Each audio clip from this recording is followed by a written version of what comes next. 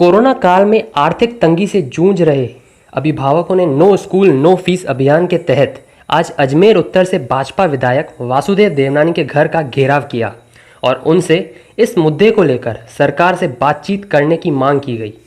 अजमेर के विभिन्न स्कूलों के अभिभावकों का कहना है कि शिक्षा मंत्री ने नो स्कूल फीस की बात कही थी, लेकिन वह उस पर कायम नहीं रह पाए।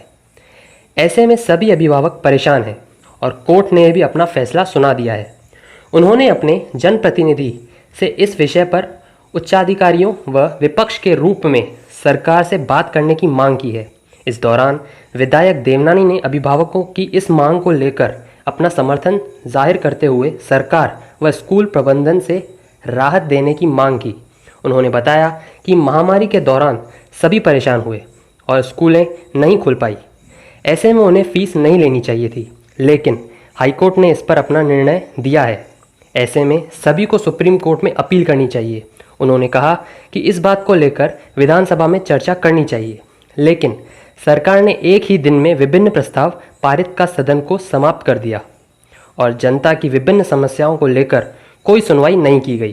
कई दिनों से अजमेर ही नहीं, राजस्थान में अभिभावक अपने आंदोलन कर रहे हैं, ज्ञापन के माध्यम से, धरने के माध्यम से, प्रदर्शन के माध्यम से, लेकिन गूंगी बहरी सरकार इनकी सुनवाई नहीं कर रही है। और इन्होंने कलेक्ट्रेट पे भी प्रदर्शन किया, पहले मेरे से भी मिल चुके और हमने भी जहां आवाज़ उठानी चाहिए वहां उठाई। और इस बार तो जो विधानसभा का सत्र था इस मुद्दे को हम लोग उठाने वाले थे, लेकिन सरकार ने न प्रश्नकाल चलाया न शून्यकाल चलाया। यहाँ तक के प्रस्ताव पे भी एक ही दिन में 13 प्रस्ताव पारित करके सरकार भाग गई। इस प्रकार लोकतंत्र का गला सरकार घोंट रही है। अतः इन अभिभावक जो आए, इनकी मांग में निश्चित रूप से दम है। लेकिन इस दौरान कुछ स्कूल हाईकोर्ट गए और हाईकोर्ट ने एक निर्णय दिया, उस निर्णय से अभिभावक सहमत नहीं है। इसलिए मैंने इनको आग्रह किया है कि लोकतंत्र के अंदर चूँकि कोर्ट का डिसीजन है, इसलिए कोर्ट के अंदर उस निर्णय के खिलाफ ये अपील करें और उससे थोड़े हायर कोर्ट में जाएं, तब जाकर के कोई चीज़ हम इम्प्लीमेंट करा पाएंगे। साथ ही मैं स्कूल वालों को भी अपील करूंगा कि वे वर्तमान हालत में करके इन अभिभावकों से बातचीत करते हुए इसका समाधान ढूंढें। और शिक्षा मंत्री से भी करूंगा कि इन अभिभावकों की जो कुछ भी जीनियन मांग है उसे बैठ करके इनसे चर्चा करें और समाधान निकालें। केवल स्टेटमेंट हम स्थगित करते हैं, किसी का टीसी नहीं कटेगा, इस प्रकार की घोषणाओं से कुछ नहीं होने वाला। इनका बैठ करके इनके प्रतिनिधिमंडल से इनकी समस्या को भी जाने, स्कूल वालों का भी पक्ष सुने और फिर निश्चित रूप से दोनों पक्षों से सुन करके एक न्याय के अनुसार कोई ना कोई इसका हल निकाले। आज हम देवनानी जी के पास आए हैं, सारे पेरेंट्स मिलकर। कोर्ट का जो ये हाई कोर्ट का जो आदेश आया था 70% फीस का, इसके लिए हम राज़ी नहीं है बिल्कुल भी। और बिल्कुल एक तरफा फैसला था, क्योंकि 200 स्कूल वालों की तरफ से वो अपील गई थी और उसमें हमारे सरकारी वकील ने हमारी तरफ से कुछ डाला ही नहीं कि किस हिसाब से फीस हो रही है, क्या हो रही है।